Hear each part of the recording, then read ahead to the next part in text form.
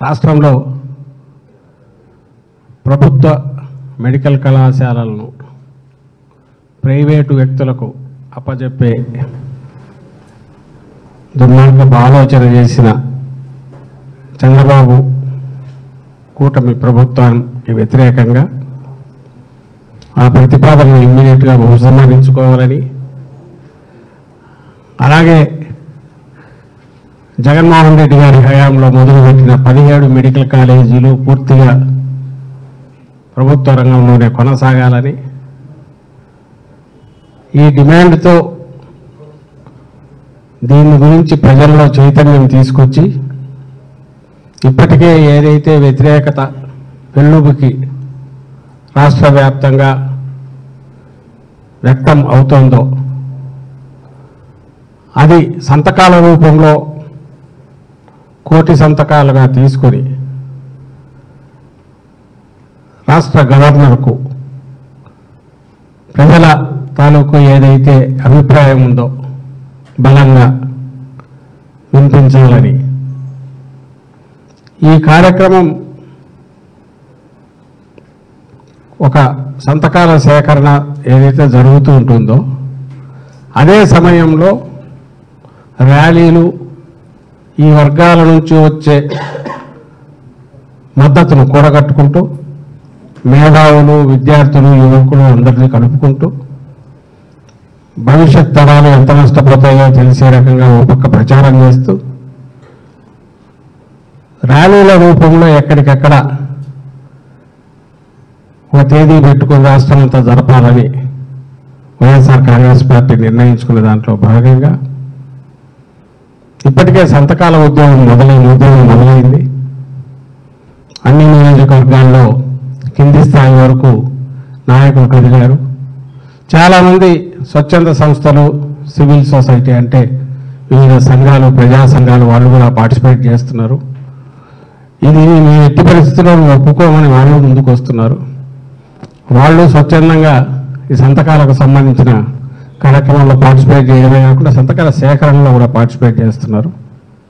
రాష్ట్రం అంతటా కూడా ఈ ఉద్యమం ఒక జాతరలాగా మొదలై సాగుతోంది ఇప్పటికే. సో దీంట్లో తొలి బహిరంగ ర్యాలీలో భాగంగా ఈ నెల 28వ తేదీన అన్ని అసెంబ్లీ నియోజకవర్గ కేంద్రాల్లో వైఎస్ఆర్ కాంగ్రెస్ పార్టీ ఆధ్వర్యంలో ర్యాలీలు జరుగుతాయి. ఈ ర్యాలీల్లో పాల్గొనాల్సిందిగా అన్ని వర్గాల ప్రజలను, అలాగే మన వివిధ వర్గాలకు చెందిన ప్రజా సంఘాలను అందరికీ కూడా విజ్ఞప్తి చేశాం. ఇప్పుడు మళ్ళీ చేస్తున్నాం. అందులో భాగంగానే ఈరోజు పోస్టర్ రిలీజ్ జరుగుతుంది. ఈ 28వ తేదీ కార్యక్రమం నియోజకవర్గాల్లో జరిగిన తర్వాత ఒక పక్క సంతకాల కార్యక్రమం జరుగుతూ నవంబర్ 12వ తేదీ జిల్లా కేంద్రాల్లో జరపాలని ఇప్పటికే పార్టీ నిర్ణయించిన విషయం అందరికీ తెలిసిందే, ప్రజలందరికీ కూడా. జిల్లా కేంద్రాలలో జిల్లా వ్యాప్తంగా ఉండే అప్పటికి ఇంకా సంతకాల సేకరణ కూడా ఇంకా అడ్వాన్స్డ్ స్టేజ్లో ఉంటుంది. దీని గురించి అన్ని వర్గాల ప్రజలు అప్పటికే అవగాహనతో పాటు ఈ అభిప్రాయంతో ఏకీభవించే వాళ్ళు కూడా ముందుకొచ్చి వాళ్ళను కూడా కన్విన్స్ చేసి జిల్లా కేంద్రాల్లో పార్టిసిపేట్ చేసే రకంగా ఓ ప్రజా ఉద్యమం ఏదైతే నిర్మిస్తామో దాన్ని పూర్తి స్థాయిలో అప్పటికి చేరుకుంటుంది. అలాగే దీని తర్వాత ఈ సంతకాల కార్యక్రమం ఈ 28వ తేదీ ఆల్రెడీ నియోజకవర్గ కేంద్రాల్లో ఇప్పుడు మనం ఏదైతే రిలీజ్ చేస్తున్నామో అది ఆల్రెడీ ఇప్పటికే చెప్పింది, అక్టోబర్ 28. నవంబర్ 12 జిల్లా కేంద్రాల్లో జరుగుతుంది. తర్వాత సంతకాల సేకరణ పూర్తి అయ్యాక కోటి సంతకాల వాటన్నిటినీ ఇక్కడికి చేర్చే కార్యక్రమం నవంబర్ 23వ తేదీ నియోజకవర్గ కేంద్రాల నుంచి ఫ్లాగ్ ఆఫ్ చేసే జిల్లా కేంద్రాలకు వస్తాయి. 24వ తేదీ నవంబర్ 24వ తేదీ జిల్లా కేంద్రాల నుంచి ఇక్కడ కేంద్ర కార్యాలయం దగ్గరికి చేరుకుంటాయి. అవి కూడా ఆ కార్యక్రమాలు కూడా బహిరంగంగా ప్రజలందరూ పార్టిసిపేట్ చేసే రకంగా, ప్రజా సంఘాలు కూడా పార్టిసిపేట్ చేసే రకంగా వాళ్ళు ఇన్వాల్వ్ చేసే ప్రయత్నం చేస్తున్నాం. ఎందుకంటే ఆ కార్యక్రమం పూర్తయ్యాక 25 ఇక్కడికి వచ్చిన తర్వాత గవర్నర్ గారి సమయం ఆయన ఇచ్చేదాన్ని అపాయింట్మెంట్ బట్టి పార్టీ అధ్యక్షులు మన ప్రియతమ నేత జగన్మోహన్ రెడ్డి గారు, మాజీ ముఖ్యమంత్రి జగన్మోహన్ రెడ్డి గారి నాయకత్వంలో సీనియర్ నాయకులు, పార్టీ నాయకులు, ఎమ్మెల్యేలు, ఎంపీలు, అలాగే నియోజకవర్గ కోఆర్డినేటర్లు అందరూ కూడా ఆయన ఆధ్వర్యంలో బయలుదేరి ఇక్కడి నుంచి గవర్నర్ గారిని కలవడానికి వెళ్ళి అక్కడ ఆయనకు సమర్పిస్తారు. సో ఆ కార్యక్రమం ఉంటుంది. వీటన్నిటి ఉద్దేశం ఒకటే, ఎట్టి పరిస్థితుల్లోనూ ఈ ప్రైవేటైజేషన్ ఆపాలి. ప్రైవేటైజేషన్ అనేది ఏదైతే ఇది ఏదో ఒక 1000 మంది 2000 మంది పొట్టగొట్టేది ఒక ఫ్యాక్టరీ అయితే వాళ్ళ ఉద్యోగాలు ఏమవుతాయి, ఉపాధి ఏమవుతుంది అనుకోవచ్చు. ఈ వైద్య రంగం అనేది మొత్తం రాష్ట్రానికి సంబంధించి నాట్ ఓన్లీ రాష్ట్రంలో పేదలే కాదు, మధ్యతరగతి వాళ్ళకు కూడా ఉపశమనం ఇచ్చి ఉచిత వైద్యం అందించడానికి, అలాగే ఏ వర్గాలైతే మెజారిటీ ఇక్కడ ఉన్నాయో, ఏ స్టేట్లో అయినా ఉండేది పేదలు, మధ్యతరగతి, దిగువ మధ్యతరగతి, ఈ వర్గాలే, వాళ్ళందరికీ వైద్య విద్యను కూడా ఉచితంగా అతి తక్కువ దీంతో అందించి మంచి భవిష్యత్తులో మంచి డాక్టర్లను తయారు చేసుకోవడానికి, వీటన్నిటిని దృష్టిలో పెట్టుకొని ఒక యజ్ఞంలాగా జగన్మోహన్ రెడ్డి గారు ఆ రోజు ఒకేసారి 17 మెడికల్ కాలేజీలు, 17 సూపర్ స్పెషాలిటీ, ఎందుకంటే దాంతో అనుబంధంగా ఉండక తప్పదు కాబట్టి డిస్ట్రిక్ట్ లెవెల్ హాస్పిటల్స్ అన్నింటినీ అప్గ్రేడ్ చేసి వాటికి 600 బెడ్స్కి మార్చడానికి ప్రపోజల్స్ తయారు చేసి, సూపర్ స్పెషాలిటీ, మల్టీ స్పెషాలిటీ ఆసుపత్రులు వాటికి ప్రపోజల్ తయారు చేశారు. కోవిడ్ తర్వాత మొదలై కూడా ఇమ్మీడియట్గా మనం కోవిడ్ అయిపోగానే 23లో అడ్మిషన్స్ 23-24కే 5 మెడికల్ కాలేజీలు చేయగలిగాం.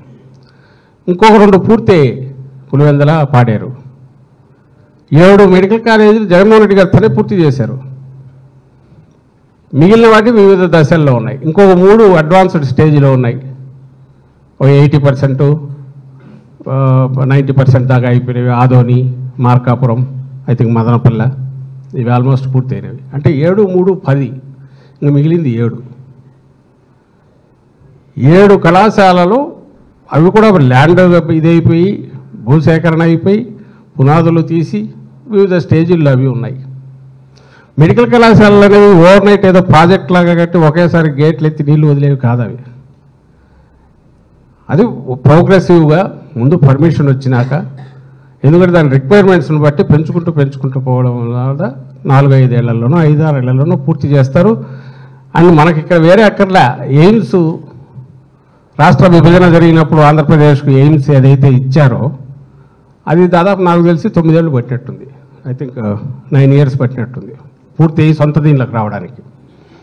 ముందు సిద్ధార్థ మెడికల్ కాలేజీలో మొదలైనట్టుంది, ఆ తర్వాత ఏదో వేరే దీనికన్నారు. మొత్తం మీద దాని ఇన్ఫ్రాస్ట్రక్చర్ కంప్లీట్ పూర్తి అయ్యేసరికి 9 ఏళ్ళు పట్టింది. నువ్వు దాన్ని తీసుకొచ్చేసి నువ్వేం మొదలు పెట్టావు, ఎంత ఇన్వెస్ట్ చేసావు? ఇది కాలేజీ రిక్వైర్మెంట్స్ పెరుగుతూ వస్తుంది. మెడికల్ ఫెసిలిటీ ఆల్రెడీ ఉన్నదాన్ని అప్గ్రేడ్ చేసి రెడీ చేసచ్చు, దానికి మిగిలిన యాడ్ చేసుకుంటూ పోవచ్చు. ప్లస్ వీటన్నిటికీ ఫ్యాకల్టీ రావాలి, దానికి అవసరమైన స్పెషలైజ్డ్ సర్వీసెస్కి అవసరమైన వాళ్ళు రావాలి. ఇవి ఎక్కడ ప్రపంచంలో ఎక్కడ పెట్టినా ఓవర్ నైట్ అయ్యేది కాదు, లేదా ఒక సంవత్సరం మొదలుపెట్టి నెక్స్ట్ ఇయర్ స్టార్ట్ చేసేది కాదు. ఫ్యాక్టరీ చేయొచ్చు, కట్టి మెషినరీ తెచ్చిపెట్టి నొక్కేసి చేసుకోవచ్చు. అదైనా 2-3 ఏళ్ళు పడుతుంది. ఇది హ్యూమన్ మ్యాన్ పవర్ కావాలి, దాని రిక్వైర్డ్ స్పెషలైజ్డ్లు కావాలి. అలాగే అప్గ్రేడ్ చేసుకుంటూ పోవడం అనేది ఇవంతా ప్రాసెస్ కావడానికి టైం పడుతుంది. అందులో తొలి దశ పూర్తి చేసినవే 5 పూర్తి అయిపోయి ఫుల్ ఫ్లెడ్జ్డ్గా నడుస్తున్నాయి. పులివెందుల పూర్తి అయిన దానికి ఈయనే రిజెక్ట్ చేశాడు. ప్రపంచంలో అట్లా ఎవరు ఉండరు. అక్కడ సీట్లు వస్తే సీట్లు రిజెక్ట్ చేశారు, చంద్రబాబు నాయుడు గారు రిజెక్ట్ చేశారు. సరే, పాడేరేమో 100 సీట్లు రావాల్సింది 50 సీట్లు ఇప్పుడు తీసుకొని దాన్ని మొదలు పెట్టినట్టున్నారు తప్పనిసరి. ఈ మొత్తం వ్యవహారంలో కనపడేది ఏందయ్యా అంటే వైద్య సేవలు కింది వరకు ఉచితంగా అందడంతో పాటు భవిష్యత్తులో ఎలాంటి ఏదైనా కొత్త వ్యాధులు వచ్చినా ఇంకోటి వచ్చినా వాటికి అవసరమైన రీసెర్చ్ జరగడం కానీ, లేదా వాటిని గుర్తించి ప్రజలకు వాటికి అవసరమైన సేవలు అందించడంలో కానీ ప్రభుత్వ వైద్య కళాశాలలో ప్రభుత్వ వైద్య కళాశాలకు అనుబంధంగా ఉండే ఆసుపత్రులే కీలకమైన పాత్ర పోషిస్తాయనేది ఈ రోజుకు మనకు తెలుసు. ఈ రోజుకు అందుకే అడ్మిషన్ కావాలంటే ఎక్కడ చూస్ చేసుకుంటారంటే గవర్నమెంట్ మెడికల్ కాలేజీలో ఫస్ట్ చూస్ చేసుకుంటారు స్టూడెంట్. ఎందుకంటే అక్కడికి వచ్చే పేషెంట్ల వెరైటీ అట్లుంటుంది, ఫ్యాకల్టీ సీనియారిటీ ఉంటుంది, రకరకాల వీళ్ళు వస్తారు. వ్యాధులను గుర్తించడం కానీ ట్రీట్ చేయడంలో కానీ అక్కడున్న అవకాశం స్పెషలైజ్డ్ ప్రైవేట్ వాటిలో ఉండదు. అందుకే ఈ రోజు కూడా గవర్నమెంట్ కళాశాలల తర్వాత ఇంక్లూడింగ్ ఇప్పుడు కొత్తగా వచ్చిన 5 కళాశాలల్లో కూడా ఆల్రెడీ ఆ ప్రాంతంలో ఉన్న ప్రైవేట్ మెడికల్ కళాశాలల కంటే దీనికి ఫస్ట్ ప్రిఫరెన్స్ ఇస్తున్నారు. అది వాటి విశిష్టత. చంద్రబాబు నాయుడు దీనికి రివర్స్ మాట్లాడతాడు. రెండవది, ఇక్కడికి సంబంధించినంత వరకు మొత్తం ఏదైతే జగన్మోహన్ రెడ్డి గారు ఏర్పాటు చేసి ఫైనాన్షియల్ క్లోజర్ టైఅప్ చేశాడు, ఆల్రెడీ ఫండ్స్ రిలీజ్ ఖర్చు పెట్టినాక నువ్వు అంతా చేస్తే సంవత్సరానికి 1,000 కోట్లు పెడితే 4-5 ఏళ్లలో కంప్లీట్ అయ్యేదానికి మొత్తం కాలేజీలన్నీ కింది బయట ప్రైవేట్కి చేసేస్తారన్నాడు. పైగా ఆయన అంటున్నాడు పీపీపీ అంటే ప్రైవేట్ కాదంట. మరి ఏందో అర్థం కావట్లే. పీపీపీలు ప్రైవేట్ కాకపోతే మరి యాజ్ ఇట్ ఈజ్ ఎందుకు నడపవు? పైగా నేను ఉచితంగా వైద్యం ఇస్తానంటే అడ్డం పడుతున్నాడు జగన్మోహన్ రెడ్డి గారు. ఒకవేళ నిజంగా కన ప్రభుత్వ ఇప్పుడు పెట్టిన వైద్య కళాశాలలకు అక్కడ అనుబంధంగా ఉండే ఆసుపత్రులకు ఇప్పుడు పీపీపీ పద్ధతికి అసలు ఏమీ తేడా లేకపోతే నువ్వు మార్పు ఎందుకు? ఎవరైనా ప్రైవేటు వ్యక్తులు కానీ వాళ్ళు లాభం ఆశించకుండా ఎందుకు వస్తారు? ఒకవేళ లాభం ఆశించకుండా వాళ్ళు వచ్చారనుకుంటే నువ్వు కాంట్రాక్ట్లో మరి అది పెడతావా? ఇందులో ఒక్క నయా పైసా తీసుకోరు, పూర్వం ఎట్లా నడుస్తుంది అట్లా నడుస్తుంది అని పెట్టగలవా? పెట్టి వాళ్ళతో సంతకాలు తీసుకోగలవా? అయినా సరే దబాయిస్తాడు ఆయన చంద్రబాబు నాయుడు. ఎందుకంటే తను ఏది మాట్లాడితే అది ప్రచారంలోకి వెళ్ళిపోతుందని. ఎవరికి అంత ఓపిక ఉండదు. పీపీపీ అంటే అంతా పబ్లిక్ అని అనుకుంటారని ఆయన అనుకుంటాడేమో తెలియదు. నిన్న ఎవరు అంటున్నారు పీపీపీ అంటే ఏం లేదు, పబ్లిక్ దీని మీద ప్రైవేట్ పెత్తనము అని, పబ్లిక్ ప్రాపర్టీ మీద ప్రైవేట్ పెత్తనం అని. కరెక్ట్. అంటే అప్పనంగా తీసుకెళ్ళి ప్రభుత్వ భూమి, ప్రభుత్వ బిల్డింగ్లో ప్రభుత్వానికి సంబంధించినవో అవన్నీ అప్పచెప్పి నీ ఇష్టం వచ్చినట్టు నువ్వు చేసుకొని ఇవి టెండర్ల ప్రక్రియ కూడా మొదలైంది. వచ్చింది మనకు వచ్చిన సమాచారం ప్రకారం 5 పార్టీలు వచ్చినట్టు. అంటే ముందే డిసైడ్ అయిపోయినట్టుంది, ఫలానా వాళ్ళకు, ఫలానా వాళ్ళకు. సో వీళ్ళు ఈ ల్యాండ్ బిల్డింగ్లు వాడుకొని వాళ్ళ బిజినెస్ లాగా వాళ్ళు ప్రమోట్ చేసుకొని వాళ్ళు వర్ధిల్లుతారు. ఈ పక్క ప్రజలు ఎవరైతే వైద్యం కోసం దీని మీద డిపెండ్ అయి ఉంటారో వాళ్ళు అగచాట్లు పడాల్సిందే. ఒక్కసారి దేశంలోనే ఇంత పెద్ద ఎత్తున మనకు ముందు ఉన్న 12, ఇది ఒక 17, బహుశా ఇంకెక్కడా లేవు ఇంతగా విద్యకు సంబంధించి కళాశాలలు కానీ ఇన్ని మల్టీ స్పెషాలిటీ ఆసుపత్రులు ఎక్కడ. ప్రతి పార్లమెంటుకు ఒకటి. ఇప్పుడు ఉన్న వాటిని లెక్కలేకేసుకుంటే ఓ చోట 2 కూడా వస్తున్నాయి. ఇది కాక జగన్మోహన్ రెడ్డి గారు మళ్ళీ మల్టీ స్పెషాలిటీ హాస్పిటల్ గిరిజన ప్రాంతాల్లో అక్కడ కన్స్ట్రక్ట్ చేశారు, రిమోట్ ఏరియాలో ఆల్రెడీ. ఇవిగా క్యాన్సర్ రీసెర్చ్ సెంటర్లు ఇవి మొత్తం రాష్ట్రం మొత్తం దేశానికే తలమానికంగా ఒక వైద్యానికి మెడికల్ ఫీల్డ్కి సంబంధించి హబ్గా తయారయ్యేదాన్ని చంద్రబాబు నాయుడు ఈరోజు మొత్తం వెనక్కు కొట్టేస్తున్నాడు కంప్లీట్. అది విధ్వంసం, ఈయన చేస్తున్న విధ్వంసం. అయితే దురదృష్టవశాత్తు ఆయనకున్న మీడియా పవర్తో ఆయన విధ్వంసకారుడే, అందరినీ ఎదుటోళ్ళు విధ్వంసకారులు అంటారు. ఇప్పుడు అదే ప్రచారం చేస్తున్నాడు. దీని మీద ఇప్పటికే ప్రజల్లో చైతన్యం బాగా ఉంది. ఇంకా దీని గురించి క్వశ్చన్ చేస్తున్నారు. అయితే ఈ క్వశ్చన్ చేయడం విడివిడిగా కాకుండా కలిసి క్వశ్చన్ చేస్తే, ఒకే గొంతుతో బలంగా వినిపిస్తే ఈ ఆలోచన నుంచి ఆయన విరమించుకునేట్టు చంద్రబాబు నాయుడు మీద, ఆయన ప్రభుత్వం మీద ప్రెజర్ తీసుకురావడానికి అవకాశం ఉంటుంది. కాబట్టి ఇది భవిష్యత్తు తరాలకు సంబంధించింది, రాష్ట్రానికి సంబంధించింది, మొత్తం జాతికి సంబంధించింది, తెలుగు దేశానికి సంబంధించింది కూడా. ఒక మన పెద్ద బ్రహ్మాండమైన మెడికల్ హబ్ తయారవుతున్న స్టేట్ను దాని నుంచి వెనక్కు తీసుకొని మళ్ళీ ప్రైవేటు వ్యాపారుల చేతిలో దీన్ని పెట్టాలనే ఆలోచనను ఆయన విరమించుకునేంత వరకు ఒత్తిడి తీసుకురావడానికి రాష్ట్ర ప్రజలందరి సహకారం కావాలి. ఇది మన భవిష్యత్తుకు సంబంధించింది, అందరూ రియలైజ్ కాదు, దీంట్లో పార్టిసిపేట్ చేయాల్సిందిగా అన్ని వర్గాల ప్రజలకు, అన్ని ప్రజా సంఘాలకు, అన్ని రాజకీయ పార్టీలకు ఆహ్వానిస్తున్నాం, పిలుపునిస్తున్నాం. ఇది రాజకీయాలకు సంబంధించిన వ్యవహారం కాదని జగన్మోహన్ రెడ్డి గారు ఇప్పటికే చెప్పారు. ఇది రాష్ట్ర భవిష్యత్తుకు సంబంధించింది, మన జీవితాలకు సంబంధించింది. కాబట్టి అందరూ చేయి కలపాల్సిందిగా కోరుతూ, అందులో భాగంగా ఇప్పుడు ఈ అక్టోబర్ 28వ తేదీ ఏదైతే ర్యాలీలు జరుగుతాయో, ఈ మన 28వ తేదీ ర్యాలీల్లో బాగా పాల్గొనాల్సిందిగా అన్ని వర్గాలకు విజ్ఞప్తి చేస్తున్నాం. వాటిని సక్సెస్ చేయాల్సిందిగా, అది ఎంత గట్టిగా గొంతు వినపడితే ఆ ప్రెజర్ అంతగా ఉంటుంది, వెనక్కు తీసుకోక తప్పదు. ఆల్రెడీ న్యాయస్థానాల్లో కూడా వేసినారు, కొంతమంది వేసినట్టున్నారు, ఆ కేసులు కూడా నడుస్తున్నాయి. అన్ని రకాలుగా ప్రెజర్ తీసుకొచ్చే ప్రయత్నాల్లో అందరూ భాగస్వామ్యం కావాల్సిందిగా కోరుతున్నాం. అలాగే ఇక్కడికి సంబంధించిన నెక్స్ట్ కార్యక్రమం కూడా మళ్ళీ నవంబర్ 12న జిల్లా కేంద్రాల్లో, అక్టోబర్ 28 నియోజకవర్గ కేంద్రాల్లో అందరూ గుర్తుపెట్టుకోవాల్సిందిగా, వైఎస్ఆర్ కాంగ్రెస్ పార్టీ అభిమానులు, జగన్మోహన్ రెడ్డి గారి అభిమానులు, వైఎస్ఆర్ కాంగ్రెస్ పార్టీ కార్యకర్తలు ఎలాగూ దీంట్లో పాల్గొంటే, ఇవి కాక మిగిలిన ప్రజా సంఘాలు కానీ పార్టీలు కానీ వాళ్ళకు విజ్ఞప్తి చేస్తాం పర్సనల్గా కూడా, వాళ్ళు ప్రజా సంఘాల వాళ్ళు కూడా పాల్గొనాల్సిందిగా, ప్రజలు స్వచ్ఛందంగా వాళ్ళు పాల్గొనాల్సింది కూడా విజ్ఞప్తి చేస్తూ సెలవు తీసుకుంటున్నాం. Thank you. అలాగే ఈ 28వ తేదీ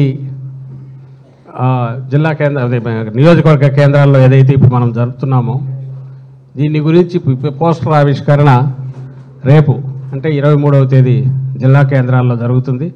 24వ తేదీ నియోజకవర్గ కేంద్రాల్లో, 25వ తేదీ మండల కేంద్రాల్లో కూడా ఈ పోస్టర్ రిలీజ్ కార్యక్రమం పెట్టుకుంటున్నారు పార్టీ వైపు నుంచి.